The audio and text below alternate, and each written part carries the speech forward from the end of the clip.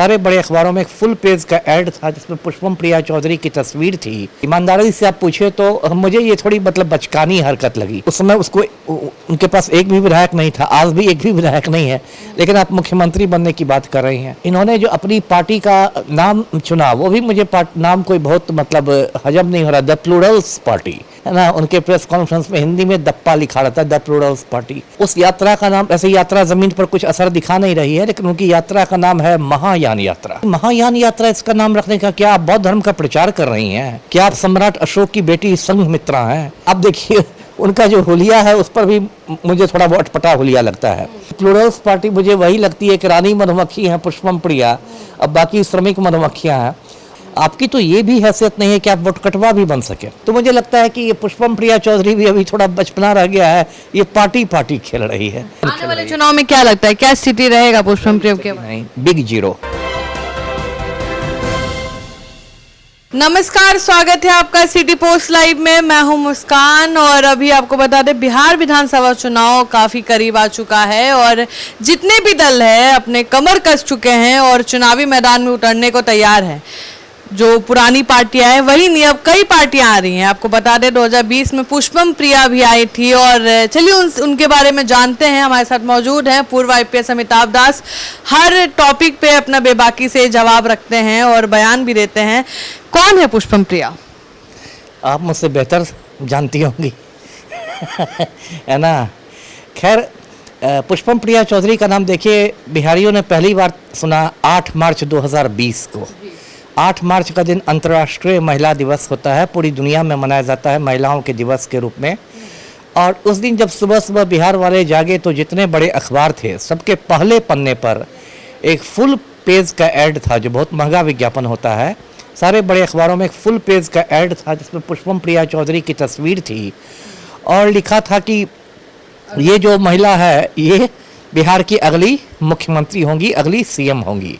और मुझे जहाँ तक याद है एक पंखों वाले घोड़े की भी तस्वीर थी, एक घोड़ा है जिसको पंख लगे हुए हैं। तो देखिए ईमानदारी से आप पूछे तो मुझे ये थोड़ी मतलब बचकानी हरकत लगी, क्योंकि आप मतलब मुख्यमंत्री विज्ञापन छपवा के नहीं बनते हैं। आज मैं अगर विज्ञापन छपवा दूँ अखबारों में, विज्ञापन छापने में क्या पैसा लेके वो छाप देंगे कि मैं भारत का अगला प्रधानमंत्री बन जाऊँ, तो ये तो मतलब एक अटपटी बात हो जाएगी ना। तो मुझे थोड़ा ये बचकानी हरकत लगी, लेकिन ठीक है, उस समय उसको उनके पास एक भी विधायक नहीं था, आज भी एक भी विधायक नहीं है, लेकिन आप मुख्यमंत्री बनने की बात कर रही हैं तो थोड़ी मुझे इमेच्योरिटी लगी। उसके चुनाव चिन्ह मिल गया है, सीटी मिला है। सीटी जी, उस पर मैं आ रहा हूँ। उसके बाद देखिए इन्होंने जो अपनी पार्टी का नाम चुना वो भी मुझे नाम कोई बहुत मतलब हजम नहीं हो रहा, द प्लूरल्स पार्टी। अब देखिए आप बिहार के लोग कैसे उसको डाइजेस्ट करेंगे? बिहार में आप राजनीति कर रही हैं, कितने लोग प्लूरल्स का मतलब समझते हैं? आप डिक्शनरी लेके घूमिएगा गांव गांव, सबको डिक्शनरी में शब्दकोश में सबको मतलब सिखाते रहिएगा। प्लूरल्स का मतलब है कि हम बहुजनों के लिए काम करेंगे, आप डिक्शनरी लेके घूमिएगा। अरे नाम तो जब बिहार में आप आम आदमी से जुड़ने वाली है तो ऐसा नाम होना चाहिए जो एक आम आदमी, एक शब्द हो, एक कम पढ़े लिखे आदमी की भी मतलब वो समझ में आ जाए ना। तो ये भी मुझे लगा कि ये तो थोड़ा मतलब अटपटा नाम है। खैर, द प्लूरल्स पार्टी हिंदी में स्कूल मैं देखता हूँ लिखा रहता है दप्पा, है ना, उनके प्रेस कॉन्फ्रेंस में हिंदी में दप्पा लिखा रहता है, द प्लूरल्स पार्टी। खैर, जो एक तो ये बात। उसके बाद देखिए उन्होंने अभी यात्रा कुछ दिनों से शुरू की है। उस यात्रा का नाम, ऐसे यात्रा जमीन पर कुछ असर दिखा नहीं रही है, लेकिन उनकी यात्रा का नाम है महायान यात्रा। अब इसका भी नाम मुझे अटपटा लगता है। अब देखिए महायान जो होता है बौद्ध धर्म की एक शाखा होती है। मैं दर्शकों को बता दूं, इतिहास में हम लोग पढ़ते थे बौद्ध धर्म की शाखाएं हैं, हीनयान, महायान, वज्रयान। तो आप बिहार में यात्रा करी, महायान यात्रा इसका नाम रखने का क्या आप बौद्ध धर्म का प्रचार कर रही हैं? क्या आप सम्राट अशोक की बेटी संघमित्रा हैं जो बौद्ध धर्म का प्रचार करने श्रीलंका चली गई थी? तो ये नाम, ये तो आपकी एक राजनीतिक यात्रा है या जन जागृति की यात्रा है। नाम से लगता है बौद्ध धर्म के प्रचार पर निकल गई है दलाई लामा का आशीर्वाद लेके।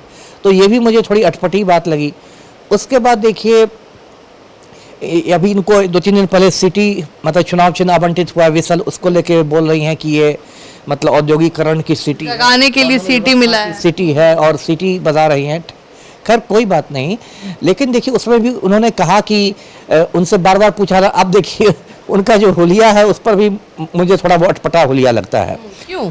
वही बोल रहा हूँ ना, एक तो वो हमेशा काले ड्रेस में रहती है। खैर इस पर कुछ कहना नहीं है, सबका पर्सनल चॉइस है, उस पर मैं कुछ नहीं कर रहा हूँ, पर्सनल चॉइस है।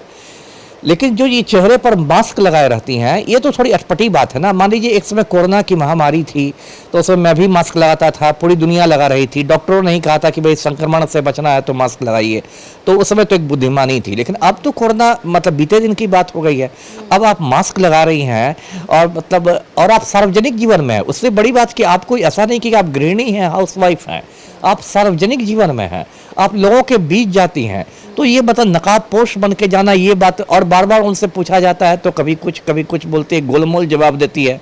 कभी बोलती है कि लोग कहते थे कि आप चेहरा दिखा के लड़कों को पीछे घुमा रही है, यही रीजन दे रही है। इसलिए मैंने चेहरा ढक लिया। अरे लोग तो बहुत बात बोलते हैं, कल कोई कुछ बोल देंगे तो आप कुछ करने लगेगा, तो अब ये बात भी मुझे अटपटी लगती है।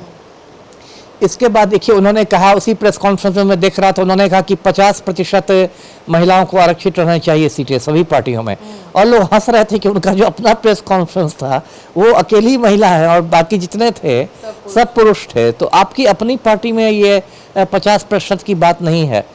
तो इनका तो देखिए मुझे लगता है कि जैसे मधुमक्खियों का छत्ता रहता है, उसमें एक रानी मधुमक्खी रहती है, क्वीन बी, और बाकी सब श्रमिक मधुमक्खियाँ रहती है।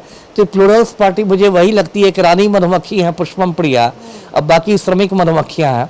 और इनके एक और सहयोगी हैं, वो शायद पार्टी के महासचिव हैं, अनुपम कुमार सुमन, है ना। वो आप मुस्कुरा क्यों रही हैं? ऐसे ही हम सुन रहे हैं। सहयोगी शब्द पर नहीं, सहयोगी ही कहना चाहिए। तो वो इसके पटना नगर निगम के आयुक्त हुआ करते थे, IRS ऑफिसर थे, उन्होंने फिर नौकरी छोड़ दी, भारतीय राजस्व सेवा में थे और इनकी पार्टी के मतलब महासचिव हैं। तो ये सारी बातें हैं। अब ये कहती है पुष्पम प्रिया की 243 सीटों पर मैं चुनाव लड़ूंगी। ठीक है, आप लड़ भी लीजिएगा तो आप क्या असर डालिएगा? आपकी तो ये भी हैसियत नहीं है कि आप वोट कटवा भी बन सके। वोट कटवा बनने के लिए तो आपको 1000-2000 वोट चाहिए। आप तो कहाँ 50 वोट और 75 वोट पर कहाँ सिमट जाइएगा, वो पता नहीं है। तो देखिए मुझे ये सारी बातें थोड़ी बचकानी लगती है। मैं ये नहीं कह रहा कि उनकी मंशा गलत है, हो सकता है वो पढ़ी लिखी हैं, कहती है कि लंदन स्कूल ऑफ इकोनॉमिक्स से उन्होंने पढ़ाई की है, एक बहुत प्रतिष्ठित कॉलेज है, वो पढ़ी लिखी हैं, संयोग से वो भी दरभंगा की रहने वाली है, मैं भी दरभंगा का हूँ। ठीक है, वो बहुत अच्छी पढ़ी लिखी है, हो सकता है वो बिहार के बारे में सच में कुछ अच्छा करना चाहती हूँ। बहुत सारी बिहारी हैं जो थोड़ा पार्टी के साथ गठबंधन में आ जाए। हाँ, लेकिन अब तक तो उनके मतलब इससे नहीं लग रहा है कि वो अभी तक एकला चलोड़े के मूड में है, जब अकेले ही लड़ लेंगी। तो मैं ये नहीं कह रहा कि उनकी नीयत गलत है, उनकी मंशा गलत है, लेकिन जो उनका अप्रोच है वो मुझे थोड़ा बचकाना लगता है। मुझे लगता है जैसे छोटे छोटे बच्चे, हम लोग ही बच्चे थे, छोटे छोटे बच्चे खेलते हैं ना, डॉक्टर ऑफिस घर है ना, दो बच्चे डॉक्टर खेलेंगे, दोनों एक दूसरे को पकड़ के सुई लगाते रहेंगे। तो मुझे लगता है कि ये पुष्पम प्रिया चौधरी भी अभी थोड़ा बचपना रह गया है, ये पार्टी खेल रही है ना, इलेक्शन आने वाले चुनाव में क्या लगता है, क्या स्थिति रहेगा पुष्पम प्रिया के? नहीं, बिग जीरो, शून्य नहीं, महाशून्य, है ना, बिग जीरो जी। तो आप सुन रहे थे पूर्व IPS अमिताभ दास को, और ये अपना टिप्पणी दिए हैं, ऐसा इसको दिल पे लेने की ज़रूरत नहीं है। सब लोग फ्री हैं, कोई भी चुनाव लड़ सकता है। वो बोल भी रहे हैं कि अच्छी मंशा के साथ आई होंगी, अगर मेहनत करना है तो करे, लेकिन वोट कटवा भी नहीं बन पाएंगी। आप क्या सोचते हैं पुष्पम प्रिया के बारे में, हमें ज़रूर कमेंट सेक्शन में बताएं, और जल्द हम ट्राई करेंगे इंटरव्यू लेने का। अगर कोई सवाल जहन में हो तो ज़रूर कमेंट सेक्शन में हमें बताएं। धन्यवाद।